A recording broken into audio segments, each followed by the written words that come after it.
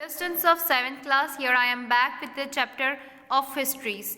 मैं आपको आज कुछ कोर्स के बारे में डिस्कस करना चाहती हूँ. देखो आपका 70% कोर्स आने वाला है, तो यहाँ पर आपके एलिमिनेट हुए हैं 2 chapters, which one is 8 and 9. सो 8 और 9 आपको नहीं करना है. हमारा लास्ट चैप्टर है हिस्ट्री का 10th political developments in the 18th century India, जो 104 है. तो take out one page number 104 and start reading. So this is your chapter number 10, last chapter of history. Remember students, we have got 8 and 9 chapters. So don't be worried about that. I hope you all clear now. Let's begin portion. Discuss how a big powerful nation can grow weak. आपको discuss करना है कैसे एक powerful nation है वो जो week होते जा रहा है. Also discuss 3 to 4 consequences that this nation would face in fail lost power. और यहाँ पे आपको 2-4 ऐसी कुछ वारदातें बना दी हैं जो जिनमें इस नेशन में हैपन होने की जब यहाँ पर पावर जाने लगती है. History has witnessed many mighty empires and nation grow powerless and even discreted into small states. यहाँ पर आपने हिस्ट्री में बहुत कुछ जाना है कि कैसे एक बड़ा बड़ा राज्य टूटते एक स्टेट्स में बनता गया, वहाँ पर पावर्स कैसे छिनती गई. दिस में happen because of incapable leaders. ये ज़्यादातर जो सत्ता पलट होती है या सत्ता खोई जाती है वो ज़्यादातर क्यों होती है, क्योंकि या तो लीडर इनकैपेबल है, वो फाइट में हार जाते हैं.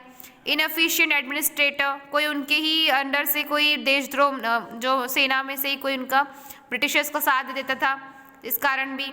Lack of social and economic growth, यहाँ पर इन लोगों की जो इकोनॉमिक ग्रोथ सोशल ग्रोथ है वो कम होती थी, इसलिए भी पिछड़ता था वो राज्य. एडमिनिस्ट्रेटिव कॉपरेशन, लोग एक दूसरे को कॉपरेट नहीं करते थे, जलन वाली भावना थी. Revolts by the powerful groups with in the country और वॉर विद द नेशंस.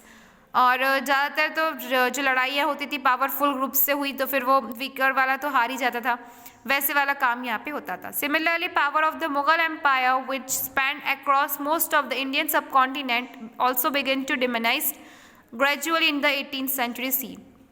उसी प्रकार जो मुग़ल शासन था वो भी जो बहुत लंबे समय तक शासन चला है, आप बिलीव नहीं कर सकते हो 50-50 साल इन लोगों ने राज किया है एक राजा ने. तो इनका जो एरा था वो बहुत लंबा एरा था, लेकिन 18th सेंचुरी सी में ये भी एंड होने पर आ गया था. Let us know the cause and result of the decline of the Mughal empire. तो आप इस चैप्टर में वही जानोगे कि ये जो मुगल एम्पायर है वो डिक्लाइन कैसे हुआ, कैसे तख्ता पलट हुई और कौन दूसरा आया. Within pair, read the words of Bhimsen, who was a courtier of Aurangzeb. Bhimsen जो एक दरबारी था किसका, औरंगजेब का, and a counselor of that period. Then answer the question given below. आपको फिर उनके आंसर्स देने जो आपको क्वेश्चन यहाँ पे पूछे, तो ये मैं आपको प्रोवाइड कर दूंगी. हम अपने टॉपिक पे आते हैं. The declining Mughal Empire. The vast Mughal Empire, which had devised a sound administrative and revenue system, maintained a strong military, had the loyal and brave allies as the Rajput, benefited immensely from the overseas trade and started losing its strength and glory after the death of empire in 1707 C.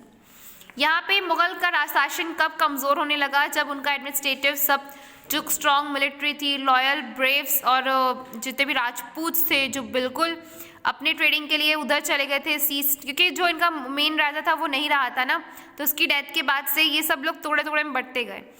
If had become difficult to manage the boundaries of the empire. और यहाँ पर इन लोगों के लिए बहुत मुश्किल हो रहा था बिना राजा के इन सबको रोके रखना. जितने पावरफुल जो इनके स्तंभ बोल सकते हैं, जो मिलिट्री थी, राजपूत थे, जो एडमिनिस्ट्रेटिव थे, रेवेन्यू सिस्टम था, पूरा टूटते जा रहा था, इनकी बाउंड्रीज टूटते जा रही थी. The administrative machinery had become laxed, cooperation was rampant and the Marathas were giving the Mughals a tough time. और यहाँ पर मशीनरीज, एडमिनिस्ट्रेटिव मशीनरीज बहुत ज़्यादा वो होने लगी, करप्शन होने लगा यहाँ पर, और मराठा इन लोगों पे भारी पड़ने लगा. This crisis was caused by variety of factors. ये इस कारण हुआ क्योंकि देखो Aurangzeb Deccan's war. In spite of inheriting a large empire, Aurangzeb fought war and adopted the policy of expansion. Aurangzeb की गलतियों के कारण हुआ. औरंगजेब यहाँ का लास्ट रूलर था. His 25-year long Deccan campaign not only depleted his military and finances but also led to deterioration in administrator. His nobles started neglecting their duties and got involved in court politics. तो यहाँ पर क्या हुआ, जब औरंगजेब आखिरी समय जब औरंगजेब यहाँ पर एम्पायर संभाल रहा था तो उसने बहुत ही ज़्यादा बेतुकी वॉर्स लड़ी और 25 साल जिस डेकन कैंपेन को मिलिट्री और फाइनेंस करके खड़ा किया गया था उसको बिल्कुल डिस्टोर्स कर दिया, मतलब बिल्कुल उसका तितर बितर हो गई उसकी आर्मी। और यहाँ पर उसने अपने नोबल्स जो थे इसके, जो मतलब संभाल सकते थे उस टाइम इसको, उन्होंने खुद अपने कोर्ट में पॉलिटिक्स करना शुरू कर दिया था। फिर वीक सक्सेसर, जब Aurangzeb's death was followed by war of succession when which were further drained the Mughal treasury and weakened the administrator। जब औरंगजेब की डेथ हुई तो यहाँ पर सक्सेशन कोई नहीं था आगे आने के लिए, तो यहाँ पर क्या हुआ, इनकी सेना कमज़ोर पड़ गई।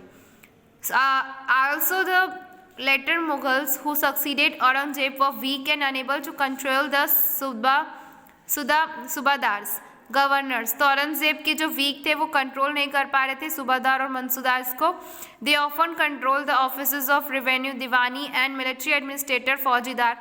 यहाँ ना फौजीदार ना दीवान कुछ भी नहीं संभल रहा था उनसे। दे therefore become politically, economically and militarily powerful in many areas of the Mughal Empire. Over time, some of them declared independence in these areas, thus causing the Mughal Empire to lose large amount of revenues it obtained from there. तो यहाँ पर जब यहाँ पर कोई proper control नहीं था, कुछ नहीं था, तो इन लोगों को मजबूरन उनको फ्री करना पड़ा, जिससे इनकी जो थी टीम वो टूटते जा रही थी। Rebellion of pleasant zamindars. तो यहाँ पे प्लीजेंट जमींदारों के साथ क्या हुआ, जो बहुत बड़े बड़े यहाँ पर जमींदार हुआ करते थे मुगल टाइम के, उनका the condition of the peasant worsened during the time they were forced to pay heavy agriculture taxes and they also oppressed by corrupt revenue collectors. This led to peasant and zamindar in many parts of northern and western India to rebel against the Mughal administrators. जब यहाँ पर कुछ बचा ही नहीं, कुछ कमाई का जरिया ही नहीं, क्योंकि देखो लड़ाइयाँ होती थी तो वहाँ से वो लोग जो जीत के आते थे उससे उनको राज्य चलाने में आसानी होती थी। लेकिन जब राजा ही नहीं रहा तो लड़ाइयाँ कैसी, फिर मिलिट्री नहीं रही, प्रोविंसेस नहीं रहे, सारे बड़े हेड नहीं रहे, तो अब यहाँ पर जितने भी लोग यहाँ कमाने वाले जो ज़मींदार थे वो लोग क्या कर रहे थे, सब हाई एग्रीकल्चर टैक्सेस कर दिए थे ताकि यहाँ से उनको कमाई आए। तो यहाँ पर जो इन लोग के पूरे वो थे खेती बाड़ी वाले, सो से नॉर्दर्न और वेस्टर्न वाले, उन लोगों ने पूरों ने रिबेल अगेंस्ट कर दिया मुगल के, क्योंकि ये लोग उनको टॉर्चर कर रहे थे पैसों के लिए और यहाँ पर वो नहीं सह पा रहे थे ये सब। अब प्लीजन ने रिफ्यूज़ कर दिया था कि हम कोई भी टैक्स अब नहीं पे करेंगे, हम एग्रीकल्चर को लेके और सफर नहीं होंगे। तो sometimes their rebellion was started to powerful chieftains who wanted to consolidate यानी मिलजुल कर सत्ता बनाना। तो चिफ्टेंस सारे मिलकर मुगल पे हल्ला बोलते थे उनकी पोजीशन हटाने के लिए। The later Mughal empires were unable to control the rebellions group and could not stop political and economic power from shifting into their hands. तो यहाँ पर ये लोग फिर भी यहाँ पर कुछ संभाल नहीं पाए, यहाँ पर भी संभलने का चाह रहा था लेकिन ये लोग नहीं संभाल पाए, जिससे इन लोग के हाथ से ये सत्ता भी चली गई। Foreign inventions, the power and prestige of the later Mughals received after another fatal blow by the attacks of foreign rulers, Nadir Shah and Ahmad Shah Abdali. In 1739 CE, the ruler of Iran, Nadir Shah, looted the city of Delhi and took away numerous wealth. अब यहाँ पे कोई proper कुछ structure नहीं था, कोई करने वाला नहीं था, देखने वाला नहीं था, तो यहाँ पे फॉरेन इन्वेंशन जो थे नादिर शाह, जो कहाँ से आए थे, जो आए थे ईरान से, तो उन्होंने आकर दिल्ली को पूरा लूट लिया और उनका जो भी एनिमरस वेल्थ था यानी जो भी जेवरात थे सब कुछ अपने अंदर में ले लिया। And observe of that time noted that Nadir Shah looted from the Mughal treasury as follow 60 lakh of rupees, उन्होंने 60 लाख ऑफ रुपीज़ उसने लूटा था, and some 1000 gold coins, nearly 1 crore worth of gold ware and near 50 crore worth of jewels, they included the peacock throne. तो यहाँ पर जितनी भी उनकी बोल सकते हैं पुश्तैनी जितने भी जेवरात थे सब कुछ चले गए, इतना सब उनको लॉस हुआ। And the Kohinoor diamond, peacock throne, सब कुछ वो लूट के ले गए। The peacock throne was the famous jewel studded golden throne that the seat of the Mughal emperor, और सीट जो इसकी थी उस चेयर पर लगी थी ये गोल्डन थ्रोन जो इन्होंने निकाल कर ले गए। फिर नेक्स्ट यहाँ पर आपको दिया हुआ है, according to another observer, the new city of Shahjahanabad was reduced into rubble. The rich had now become extremely poor. और शाहजहानाबाद जो उस मुगल के एरिया का सबसे फेमस और रिच पावर एरिया था, वहाँ पर भी अब सब लोग कुछ नहीं बचा था तो अब गरीब होने लगे थे। तो between 1748 1761 the Afghan ruler Ahmad Shah Abdali attacked and plundered the Mughal empire 5 times. और इसी टाइम के बीच में जब 48 और 61 के बीच में शाह अब्दाली आए और उन्होंने भी यहाँ पर 5 बार इनके ऊपर अटैक कर दिया और इस अटैक ने भी मुगल एम्पायर को बहुत ज़्यादा नुकसान पहुँचाया। Politics among the नोबीज।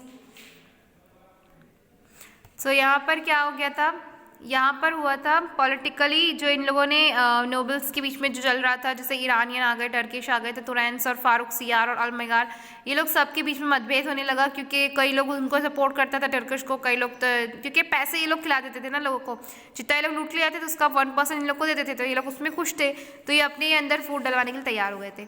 Rise of European powers, जैसे ही मुगल पावर यहाँ पर वीक होती गई वैसे यहाँ पर हावी हो गई इन लोगों पे यूरोपियन ट्रेडर, क्योंकि उस टाइम पे इंडिया की मार्केट पे यूरोप ट्रेडर्स का अच्छा खासा पकड़ था।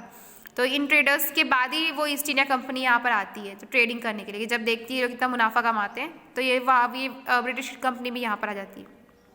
ऐसे ही 18वीं सेंचुरी के स्टार्टिंग में ही औरंगजेब की मृत्यु हो गई थी और यहाँ पूरी पावर एस्टेब्लिशमेंट यूरोपियंस के हाथ में चली गई। फिर यहाँ पर आपको एक्सरसाइज आती है, ये मैं आपको प्रोवाइड कर दूँगी। मिलते हैं नेक्स्ट क्लास में। Good bye all of you.